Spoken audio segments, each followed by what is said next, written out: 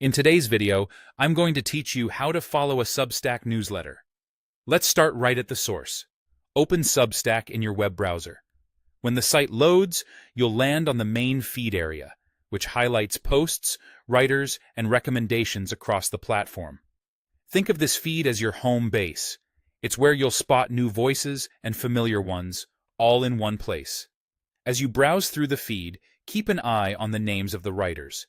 You'll usually see a writer's name near the headline of a post, on a byline, or alongside a small profile image. Here's the key move. Hover your mouse over a writer's name. When you do, a small card or tooltip typically appears. This quick view often shows the writer's profile details and, importantly, a follow button. That hover is your shortcut. You don't need to open a separate page or dig into settings. Simply pause your cursor over the name, wait a moment for the card to appear, and you'll see the option to follow. If the card doesn't pop up immediately, move the cursor slightly off and back onto the name to trigger it. Different sections of the feed may position the card a little differently, but it will be close to where you hovered. When you're ready, click Follow. That's it.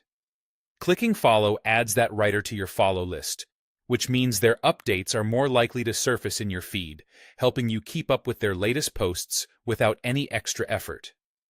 In most cases, you'll see the button change to indicate that you're now following, which is a nice visual confirmation that it worked. A quick tip for clarity.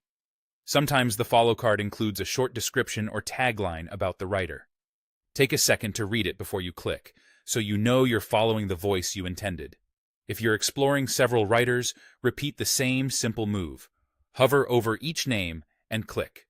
Follow when you find someone you want to keep up with. To recap the flow in plain terms: open Substack, scan your feed, hover over a writer's name to reveal the follow card, and click Follow. It's streamlined on purpose, so you can build a lineup of voices you enjoy right from the feed as you discover them. And that's all you need to follow a Substack newsletter directly from the feed. Try it a few times as you browse, and you'll get comfortable with the hover and follow rhythm in no time.